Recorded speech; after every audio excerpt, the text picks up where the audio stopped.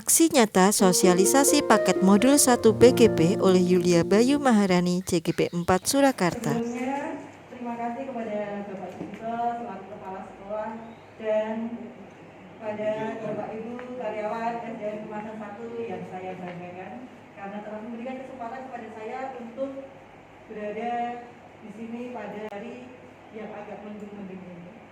Mari kita panjatkan puja dan puji syukur kehadirat Allah Subhanahu wa Ta'ala yang telah melimpahkan berkah, rahmat dan hidayahnya sehingga kita dapat dipertemukan pada pagi hari ini.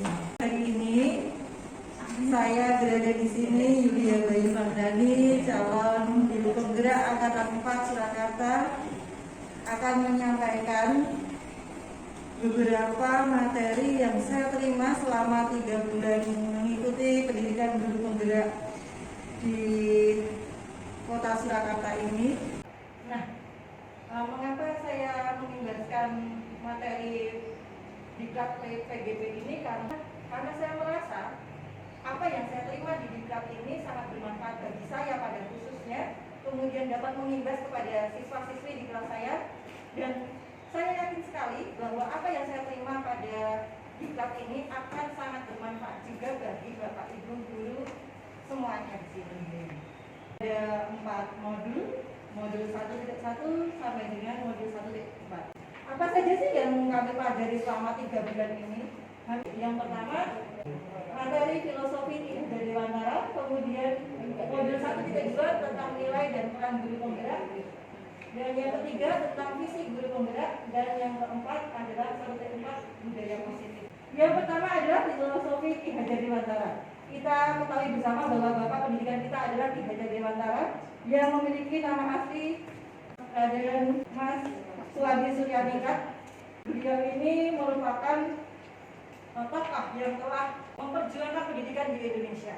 Kita kalau mau mengakui secara jujur, di kurikulum 13 ini kita seperti mengejar ketentuan materi sehingga ketika ada siswa yang belum begitu memahami materi, kita terus yang penting pokoknya materi selesai seperti itu. Kemudian yang ketiga adalah mengharapkan reaksi yang sama atau suatu aksi yang sama. Jadi seumpama gini, ada 2 siswa namanya Yulia, yang satunya namanya Ibu Titik. Si Yulia ini kalau diajar nggak mau dengerin, malah belajar sendiri. Kemudian kalau yang namanya Titik, kalau dikasih pelajaran sama gurunya, memperhatikan dan sesama. Nah, karena itu kan beda-beda. Jadi kita harus memahami bahwa setiap anak memiliki kodrat yang berbeda-beda. Kemudian pembelajaran masih berpusat pada guru. Berikutnya, menganggap siswa adalah kertas kosong untuk diisi atau tabula rasa. Dulu saya menerima pendidikan ini mengenai anak seperti kertas kosong ini dari dulu sampai sekarang kayaknya masih seperti itu ya Bapak Ibu ya. Ya kita, karena saya juga menerima pelajarannya kayak gitu, tapi ternyata hal itu tidak tepat. Anak itu bukan kertas kosong, anak itu sudah ada isinya. Nah, kita diharapkan dapat menuntut anak-anak tersebut sehingga dapat berkembang sesuai bakat, minat dan potensinya. Di sini Pak Ki Hajar Dewantara menyampaikan bahwa pendidikan itu adalah menuntut segala kekuatan kodrat pada anak-anak agar mereka dapat mencapai keselamatan dan kebahagiaan yang setinggi-tingginya, baik sebagai manusia maupun anggota masyarakat. Jadi Bapak Ki Hajar ini punya pemikiran bahwasanya anak itu tidak cuma pintar untuk dirinya sendiri, tapi bisa dapat bermanfaat bagi orang-orang di sekitarnya. Intinya pemikiran Ki Hajar Dewantara Bapak Ibu, bahwa yang pertama, pembelajaran harus berpusat pada anak.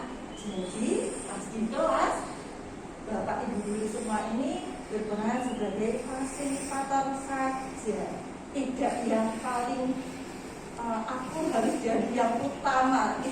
Aku tuh artis utamanya, bukan. Jadi atau dan artis utamanya di kelas itu adalah siswa-siswi kita. Berikutnya, setiap anak layak mendapatkan pendidikan. Ini diatur pada Undang-Undang Nomor 20 Tahun 2003 Pasal 3. Nasional berfungsi mengembangkan. Ini seperti halnya tujuan Pak Ki Hajar Dewantara bahwa tujuan pendidikan adalah profil pelajar Pancasila, Bapak Ibu. Masih ingat kan profil pelajar Pancasila, Bapak Ibu?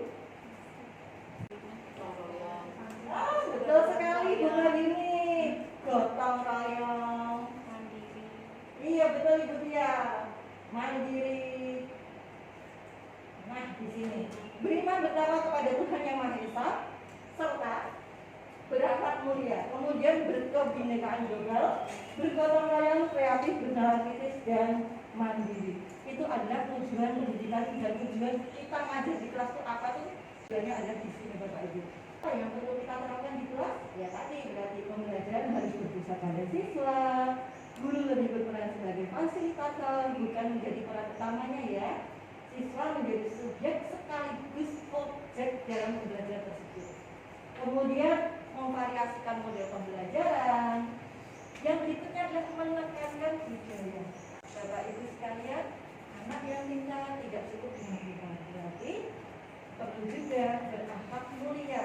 Budi pekertinya baik, halus dan sopan. Seperti pada lagu Bangun Pemuda Pemudi, tidak ada salahnya ketika pagi hari kita mengajari siswa-siswi untuk menyanyikan lagu-lagu nasional. Karena apa? Agar rasa cinta tanah airnya semakin bertambah. Karena saya pribadi melihat bahwa anak-anak sekarang walaupun kita cerdas dan wawasannya luas, namun rasa cinta tanah airnya semakin berkurang karena adanya budaya luar yang masuk tanpa terfilter oleh siswa. Nah, tugas kita adalah menuntun siswa, kemudian lebih memahami kodrat siswa. Kodrat itu ada dua, kodrat alam dan kodrat zaman. Siswa-siswi kita berada di kodrat zaman yang sekarang. Jadi ketika kita mengharapkan seperti anak 10 tahun yang lalu, 20 tahun yang lalu, anak-anak sekarang zamannya sudah beda Bapak Ibu. Jadi mari kita mengajar sesuai zaman mereka. Kalau mereka sukanya tentang game online, kita cari tahu dulu game online kayak apa. Jadi kita ketika memberikan saran bisa sesuai dengan apa yang dirasakan oleh siswa tersebut. Jadi kalau langsung minta stop main game online, ya kita kan nggak tahu, itu kan hal yang menyenangkan. Jadi kita harus tahu dulu, kemudian bisa mencari solusinya. Selanjutnya adalah berkolaborasi dan dekat dengan siswa, namun tetap menjaga kewibawaan sebagai guru. Nah, ini contohnya merupakan pembelajaran pemikiran kita di kelas. Jadi model pembelajaran bervariasi bila tidak digambar Bapak Ibu, menekankan budaya daerah. Saya sedikit untuk menekankan kembali ke anak-anak untuk belajar aksara Jawa Bapak Ibu. Ini salah satu budaya yang mungkin hampir dilupakan oleh generasi seumuran saya, bahkan untuk menurut saya.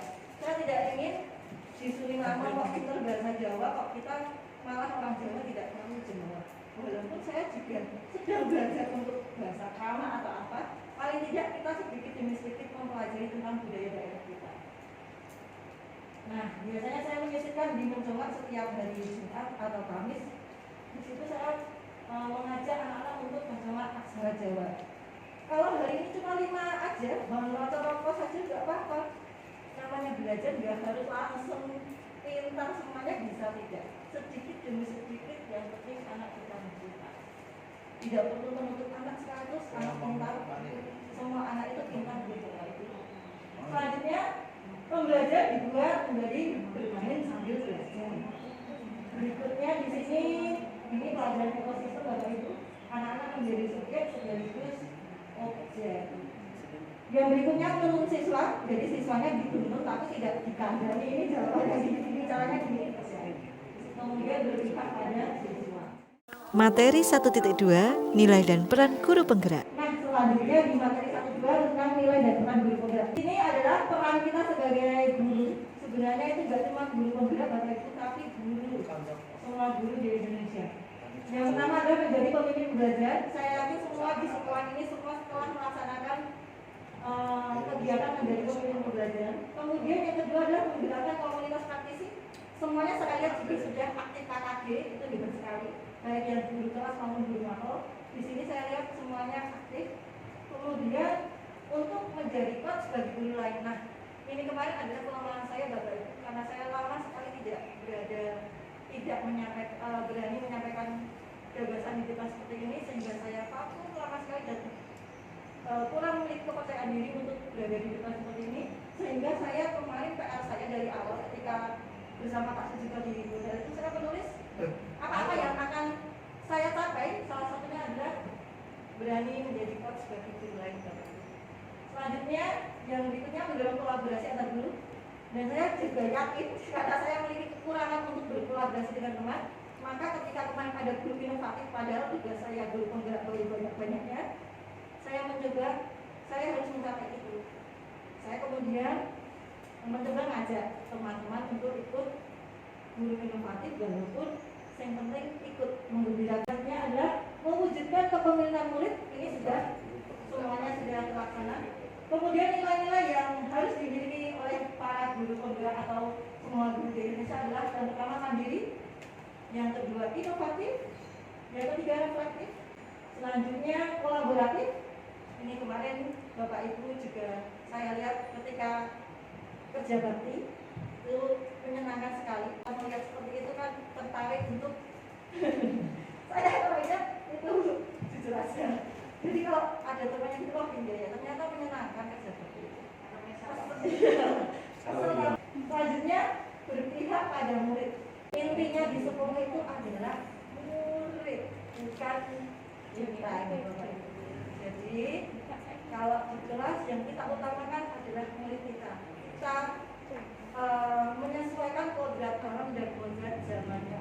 Kalau kita mencoba tidak memaksakan apa yang kita inginkan kepada siswa.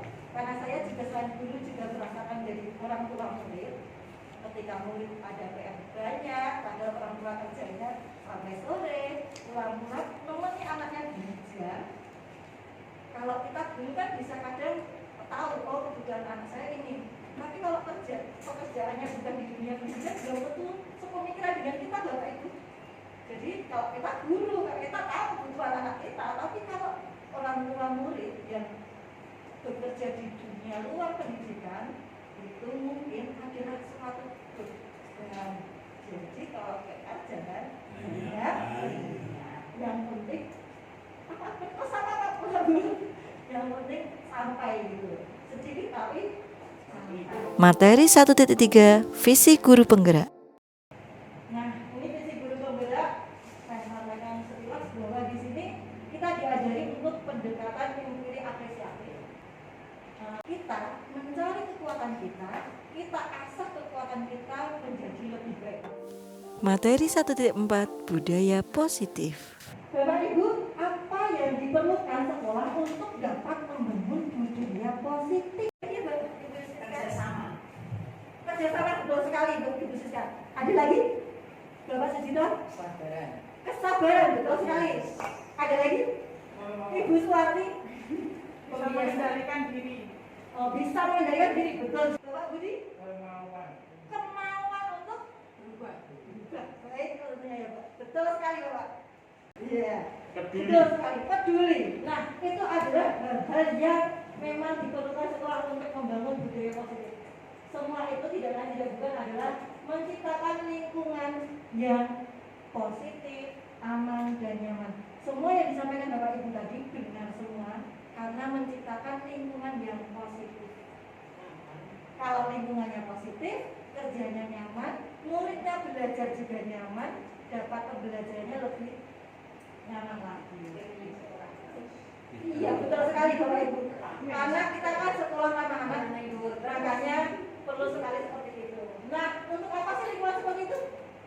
Lingkungan yang nyaman, positif. Itu apa sih Bapak Ibu? Memaksimalkan proses pembelajaran. Hebat sekali Ibu Sita untuk memaksimalkan proses pembelajaran. Kemudian mereka bisa bertanggung jawab, belajar dengan rasa aman, nyaman dan menyenangkan. Bagaimana strategi sekolah agar bisa mencapai itu? Yaitu perlunya meninjau ulang disiplin yang telah dijalankan di sekolah. Di sini saya akan menyampaikan perbedaan stimulus respon dengan teori kontrol. Kita sudah mengalami perubahan paradigma ke teori kontrol atau pandangan dunia karena kita sudah mengalami globalisasi Bapak Ibu. Jadi kita merasa bahwa kebutuhan kita sama. Kebutuhannya semua orang itu butuhnya uang. Ada orang pemikirannya seperti itu, bahwa itu tidak tepat.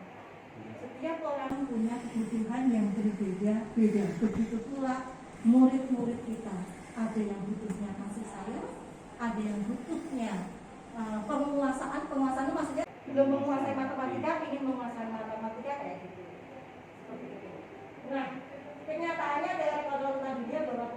kita itu berbeda-beda. Tapi kita selalu merasa bahwa kebutuhan siswa itu sama, semua butuh diperhatikan. Belum tentu Bapak Ibu. Selanjutnya, semua orang melihat hal yang sama. Contoh ketika melihat daun hijau-hijau rasanya senang, tenang. Tidak semua guru, teman, murid pandangannya sama. Bisa saja melihat daun malah takut, ada saja. Kemudian setiap orang memiliki beban yang berbeda. Melihat daun rasanya senang, yang satunya rasanya takut. Karena mungkin punya traumatis tertentu, kita juga tidak tahu. Apalagi daun muda. Pak Ibu. Bisa pakai pakai lagi. Selanjutnya, kita mencoba mengubah orang agar berpandangan sama dengan kita. Ketika saya tidak suka dengan Pak Danung, saya mengajak-ajak Bu Fatimah, Bu Fatimah, Pak Danung begini loh. Ya, itu contohnya. Nah, itu responnya, stimulus respon yang kurang tepat. Kita harus berusaha memahami pandangan orang lain tentang dirinya. Siapa tahu Pak Dadung itu berangkatnya pagi-pagi sekali karena memang ingin rajin dirinya sendiri, bukan karena ingin dinilai oleh kepala sekolah. Kadang kita kan malah seuzon loh, maksudnya berpikiran dulu. Ketika temennya rajin malah kita nilai negatif. Nah, di sini perlunya disiplin positif agar berpikir yang positif. Bahwa kita memikirkan hal yang positif pada setiap orang di sekitar kita. Kemudian orang lain bisa mengontrol saya. Apakah seperti itu? Kalau umpamanya Bu Fatimah mau nggak suka tadi, contohnya nggak suka tadi, terus saya juga jadi pintar untuk tidak suka, dan tidak seperti itu. Bahwa kita yang bisa mengontrol kita sendiri.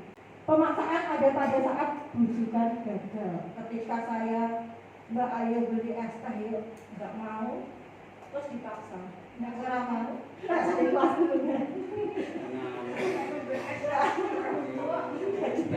Terus saya paksa seperti itu juga. Tapi kita berkolaborasi, ngajak bareng-bareng. Mbak Ayu ikut inovatif yuk. Kumpul gimana kayak gitu. Supaya penting melu senang-senang juga aja kan untuk pengalaman.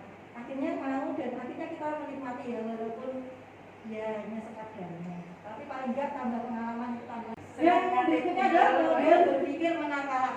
Tapi kita mencari berpikir model berpikir yang menang-menang. Jadi siswanya menjadi lebih baik, kita pun juga menjadi puas. Seperti itu.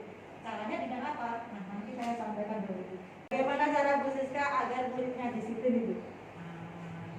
Terutama disiplin datang dan pulang, saya langsung memberi teladan. Artinya saya sendiri datang tidak pernah terlambat. Kalau saya ada keperluan untuk keluar sekolah saat masih jam dinas, saya selalu izin kepala sekolah. Terima kasih teman-teman Siska. Nah, kembali Pak Dado. Bagaimana cara Bapak membuat murid Bapak disiplin? Saya di sini, saya berada di sini sebelum kami itu dimulai. Kalau saya sedang di sekolah yang lain, saya akan berada di sana sebelum kami itu dimulai. Saya sudah siap ketika anak sudah masuk ke dalam kelas. Akan masuk ke dalam kelas. Oke, terima kasih Pak Dado, tepuk tangan Pak Dado. Nah, kalau yang disampaikan Bu Siska sama Pak Dado tadi berarti dengan cara apa Bapak Ibu? Memberi teladan. Hebat sekali Bu, memberikan keteladanan. Siapakah yang berdisiplin dengan murid? Bapak Ibu? Nah, siapa? Yuk. Murid dan guru. Oke. Oke, betul sekali Bu. Nah, itu betul semua. Yang paling bagus lagi yang mendisiplinkan murid adalah murid itu sendiri. Betul sekali Bapak Ibu. Murid itu sendiri. Jadi kalau kita yang meminta kadang itu menjadi suatu nggak enak sama Bu Siska, aku terus berangkatnya lebih awal. Jadi bukan karena keinginannya sendiri, tapi karena mungkin rasa sungkan, tidak enak dengan Pak Kepala, aku berangkat pagi. Tapi berangkat paginya karena diri sendiri. Saya ingin berangkat lebih awal, saya ingin memperbaiki diri saya. Seperti itu caranya. Nah, itu caranya nanti saya sampaikan itu. Apakah guru yang bisa mendisiplinkan murid tadi? Bisa. Atau kepala sekolah? Bisa juga. Atau orang tua murid? Iya. Atau murid itu sendiri? Pasti. Jadi itu lebih bagus. Mengapa? Nah, caranya bagaimana? Nanti saya sampaikan Bapak Ibu. Di mana ada kemerdekaan, disitulah harus ada disiplin yang kuat, sungguh bersifat self disiplin, yaitu kita sendiri yang mewajibkan kita dengan sekeras-kerasnya. Tetapi itu sama saja, sebab jikalau kita tidak cukup melakukan self disiplin, wajiblah penguasa lain yang mendisiplinkan diri kita. Dan peraturan demikian itulah harus ada dalam suasana yang berbeda. Jadi ketika saya memang tidak bisa mendisiplinkan diri saya sendiri, ketika saya ditegur oleh Pak Kepala Sekolah, itu adalah hak Pak Kepala Sekolah, dan itu memang kewajiban Pak Kepala Sekolah untuk mengingatkan saya bahwa saya tidak disiplin. Sehingga kita mencoba untuk berpikiran positif, berbudaya positif, bahwa apa yang dilakukan oleh Pak Kepala Sekolah itu adalah hal yang terbaik untuk sekolah kita. Pak, saya naik pangkat ya Pak? Ya. Nah, motivasi perilaku manusia itu yang pertama untuk menghindari ketidaknyamanan atau hukuman.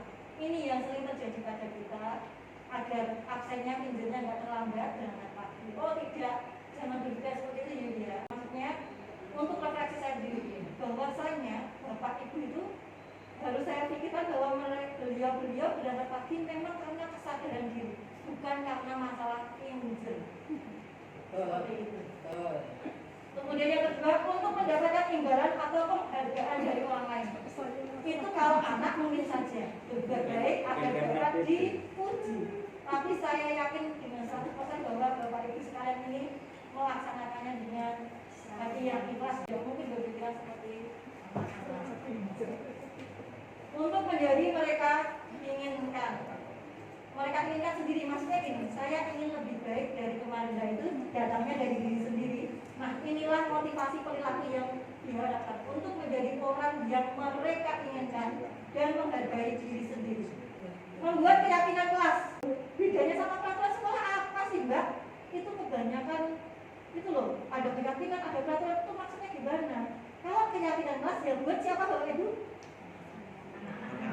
Anak dan guru. Oh iya. Kalau peraturan kelas ya buat biasanya siapa? Guru. Siswanya tidak tahu. Tapi kalau keyakinan kelas, siswa berpartisipasi membuat keyakinan kelas tersebut. Jadi ketika saya membuat, seperti halnya saya menulis, mengerjakan laporan, berarti saya juga harus melaksanakan itu. Siswa pun seperti itu. Nah, kalau ini keyakinan kelas yang buat atas pendapat murid, seperti ini yang dibuat kemarin di kelas 52 di awal semester 2, karena saya mendapatkannya di akhir semester 1, maka membuat keyakinan kelasnya di awal semester 2. Dan apakah murid-muridnya berbeda? Iya, murid-muridnya menjadi berangkat yang biasanya terlambat, sekarang setengah jam sebelum pembelajaran berlangsung sudah datang. Karena dia merasa saya usul ini, masa saya tidak melaksanakan ini. Nah ini pembuatan keyakinan kelas di kelas 52, siswa-siswa melaksanakannya dengan senang. Penghargaan itu memiliki pengaruh jangka pendek dan jangka panjang. Kemudian penghargaan tidak efektif karena berlangsung ya saat itu juga. Kadang kan mungkin juga di kelas lain belum tentu ada penghargaan yang sama. Mungkin di kelasnya Bu Yuni kalau kenaikan terima rapat ada dia ya Bu ya. Nah mungkin di kelas saya tidak ada seperti itu.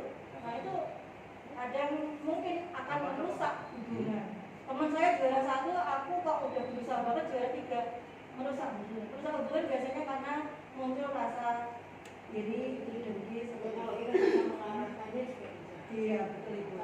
Kita arahkan supaya persaingannya positif. Oh betul Ibu. Jadi itu jadi motivasi. Jadi Iya. bukan menentukan sebagai yang negatif, tapi kita jadikan itu sebagai motivasi. Jadi tergantung kita yang mengarahkan, lalu membuat suatu keyakinan kayak gitu. Iya betul Ibu. Betul sekali. Untuk penghargaan memang kalau namanya anak-anak itu memang modelnya pembiasaannya yang memang dipasang dulu, nanti biar besarnya menjadi terbiasa. Ada hukuman, ada sanksi. Kalau hukuman, nah di sini sudah ya Bapak Ibu, pasti Bapak Ibu sudah mengetahui bahwa namanya hukuman pastinya mendorong menyalahkan diri sendiri, merasa dipaksa, konsep dirinya buruk. Anak merasa saya ini buruk, saya ini tidak baik. Tapi kalau sanksi ini mendorong siswa untuk menjadi patuh, menjadi lebih baik. Beda. Coba apa sih bedanya? Kita lihat berikutnya.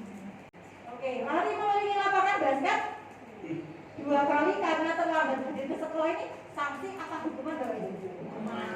Betul sekali Bapak Ibu, ini hebat sekali. Kemudian yang kedua, membersihkan coretan dan dibuatnya di meja tulis sanksi. Sanksi tepat sekali Bapak Ibu. Kemudian murid diminta push up 13 kali hukuman. Selanjutnya menggantikan kertas tugas teman yang telah dicoret-coret sanksi. Kemudian berjemur di lapangan basket pukul 12 jam. Oh, betul sekali. Kehilangan 10 menit jam istirahat. Mengerjakan tugas karena terlambat datang dan tertinggal pelajaran selama 10 menit. Nah, itu sanksi Bapak Ibu.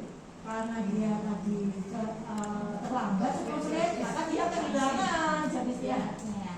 Lari mengelilingi lapangan basket 2 kali karena terlambat PJOK. Terlambat pelajaran PJOK.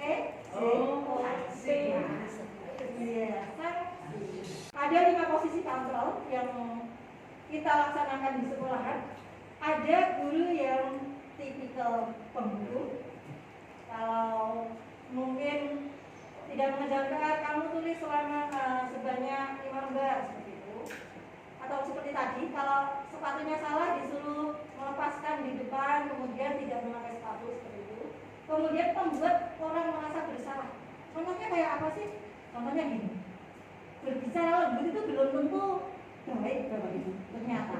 Jadi ketika kamu kok terlambat sih, ternyata itu tidak bagus Bapak Ibu. Itu ternyata membuat rasa bersalah pada siswa. Ketika ada siswa yang melakukan kesalahan, nada bicara kita adalah datar, berwibawa, pandangan tapi tidak melotot, pandangan datar, dan berbicara senormalnya saja. Tidak perlu dek kalau aku mengerjakan PR lagi kok dek. Siswa itu menjadi merasa bersalah ketika dia memperbaiki diri, kadang merasa bersalah saja sama orang tuanya atau sama gurunya, bukan untuk memperbaiki dirinya. Kemudian posisi kontrol kita sebagai teman ini bagus, tapi kadang juga kurang bagus. Maka tadi harus mendekatkan diri dengan anak, tapi harus juga berwibawa. Kemudian monitor, pemantau. Kemarin kamu sudah mengerjakan PR 2 kali, ini tidak mengerjakan lagi berarti 3 kali. Nah, ini seperti itu namanya posisi pemantau. Bagus, tapi ada juga kurang bagusnya. Nah, yang paling bagus adalah menjadi manajer. Manajer itu berarti kita cari tahu apa alasannya, kemudian kita minta dia menyelesaikan sendiri masalahnya. Nah, itu namanya adalah restitusi. Jadi ketika anak memiliki kesalahan, mungkin dia datang terlambat, belum tentu dia memang sengaja terlambat atau bangun siang atau apa. Mungkin ada alasan lain, maka kita harus mencari tahu apa alasannya. Kemudian kita ajak dia untuk memikirkan apa solusinya. Nah, ini contohnya. Yang pertama adalah menanyakan keyakinan. Tadi kan sudah membuat keyakinan kelas, makanya setiap awal semester membuat keyakinan kelas. Kemudian tahap validasi tindakan yang salah. Kita sampaikan bahwa tidak ada manusia yang sempurna. Jadi kita tidak dari awal manajer itu berarti kita cari tahu apa alasannya, kemudian kita minta dia menyelesaikan sendiri masalahnya. Nah, itu namanya adalah restitusi. Segitiga restitusi. Jadi ketika anak memiliki kesalahan, mungkin dia datang terlambat, belum tentu dia memang sengaja terlambat atau bangun siang atau apa. Mungkin ada alasan lain, maka kita harus mencari tahu apa alasannya. Kemudian kita ajak dia untuk memikirkan apa solusinya. Nah, ini contohnya. Yang pertama adalah menanyakan keyakinan. Tadi kan sudah membuat keyakinan kelas, makanya setiap awal semester membuat keyakinan kelas. Kemudian tahap validasi tindakan yang salah. Kita sampaikan bahwa tidak ada manusia yang sempurna. Jadi kita tidak dari awal menyampaikan bahwa dia salah, tapi kita beritahu dulu bahwa tidak ada manusia yang sempurna. Dan yang terakhir adalah menstabilkan identitas. menstabilkan identitas itu berarti coba kalau begitu biar besok tidak terlambat lagi apa yang akan kamu lakukan Juan, seperti itu. Nah nanti anak akan berpikir sendiri kemudian menstabilkan identitasnya. Oh ternyata tuh aku kalau ingin berangkat lebih awal aku malah tidak bermain game, aku menyalakan alarm, minta tolong orang tua untuk membangunkanku, seperti itu. Nah, sekian penyampaian modul 1. Terima kasih Bapak Ibu atas atensinya. Mohon maaf sekali jika apa yang saya sampaikan tidak berkenan di hati Bapak Ibu. Saya mohon maaf. Semoga apa yang baik-baik tadi dapat bermanfaat untuk Bapak Ibu semuanya. Mari kita belajar bersama untuk berbudaya positif. Sekian penyampaian saya. Terima kasih. Maaf jika ada salah kata. Wassalamualaikum warahmatullahi wabarakatuh. Testimoni pelaksanaan aksi nyata sosialisasi paket modul 1 PGP. Kalau menurut pendapat saya, apa yang disampaikan Bu Yuli itu inspiratif banget, luar biasa. Jadi diharapkan dari apa yang disampaikan ini benar-benar menjadi inspirasi buat kita semua sehingga kita tergerak untuk melakukan sebuah inovasi maupun perubahan perilaku sehingga kita menjadi lebih baik. Hari esok akan lebih baik dari hari ini. Apa yang disampaikan ini benar-benar tepat sekali begitu. Jadi menurut kami menginspirasi karena memang ya itulah kenyataannya. Jadi apa yang dianalisa kelemahan yang kemarin ini memang seperti itu, kemudian diperbaiki dan diperbaiki dengan apa yang disampaikan oleh Ibu Yuli Maharani tadi. Dengan begitu kita tahu kelemahan kita, kemudian kita akan berusaha untuk memperbaiki dan selalu berinovasi, tetap merdeka belajar. Semangat Bu Yuli. Pertama terima kasih, informasinya sangat bermanfaat bagi saya pribadi karena informasi itu mengingatkan saya kembali bagaimana kita harus memperlakukan murid sesuai dengan zamannya. Kita tidak bisa melihat murid seperti yang kita alami dulu, tetapi kita sesuaikan dengan zaman kita. Harapannya ke depan lebih banyak informasi yang disampaikan kepada kita supaya nanti kita bisa juga memperbaiki diri. Terima kasih, sukses selalu. Informasi tersebut tentang PGP tadi itu sangat-sangat bermanfaat. Yang pertama, secara materi itu memang sangat bermanfaat karena dapat mendorong untuk membangkitkan semua guru yang selama ini mungkin apalagi di masa pandemi ini. Walaupun ini saya juga sudah merasakan bahwa kegiatan guru penggerak ini sebetulnya juga dulu-dulu ada yang namanya CBSA, cara belajar siswa aktif, atau juga dalam kegiatan MBS dalam pembelajaran pakem itu juga menuntut agar siswa itu aktif, gurunya sebagai fasilitator. Hanya memang saat ini dikembangkan lagi karena memang mengubah mindset dari teman-teman guru itu memang juga susah juga. Untuk itu ya saya sangat senang sekali. Ini mengingatkan kita semua, para guru yang generasi tua dan teman-teman guru yang masih muda, mari memang tujuan kita, tujuan pelatihan ini adalah untuk membangkitkan supaya siswa itu menjadi aktif, sedangkan gurunya sebagai fasilitator. Yang selama ini yang aktif hanya gurunya, kadang-kadang anaknya begitu pasif, apalagi masa pandemik ini kadang-kadang masuk aja ditanya sesuatu hal, anak-anak tidak bisa menjawab. Ini kemudian secara materi sekali lagi sangat-sangat bermanfaat dan untuk bisa mengembangkan kompetensi anak secara maksimal. Untuk selanjutnya bagi Mbak Yulia selaku narasumber ya, ini memang tantangan bagi penjenengan. Artinya ya sekali lagi mengubah mindset kebiasaan yang sudah bertahun-tahun mendarah daging itu memang susah ya, memang susah. Tetapi butuh keuletan penjenengan, kesabaran penjenengan, kemudian juga ya menggerakkan. Kadang setiap orang itu kan ada mau, mampu ya. Mau itu yang penting mau dulu diajak untuk mau dulu. Mampu nanti bisa dibina. Tapi mampu, kalau tidak mau, justru kemampuan itu malah hilang. Yang baik mau dan mampu. Yang susah itu tidak mau, apalagi tidak mampu. Nah, termasuk mungkin Mbak Yulia selaku istilahnya narasumber, fasilitator, nanti mesti harus sabar. Nah, sabar. Yang kedua memang harus gigih, penuh ketekunan untuk membangkitkan semangat dari para guru, teman-teman kita.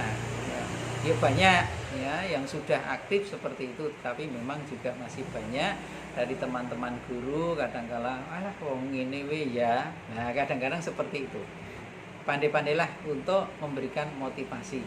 Saya selaku kepala sekolah memberikan dorongan, memberikan motivasi untuk Mbak Yulia untuk selalu sabar, sekaligus juga selalu gigih. Siapkan dua kotak sampah, biasanya saya gitu. Kalau mendapatkan sanjungan tidak usah sombong, tetapi justru memberikan semangat, keikhlasan. Kemudian kalau dicemooh itu jangan sampai mundur, jangan sampai minder dan sebagainya. Itu suatu ujian untuk menuju kemajuan yang lebih baik. Saya pikir itu yang kami sampaikan. Ada kurangnya mohon dimaafkan. Terima kasih. Assalamualaikum warahmatullahi wabarakatuh. Sekian video aksi nyata sosialisasi paket modul 1 PGP. Terima kasih.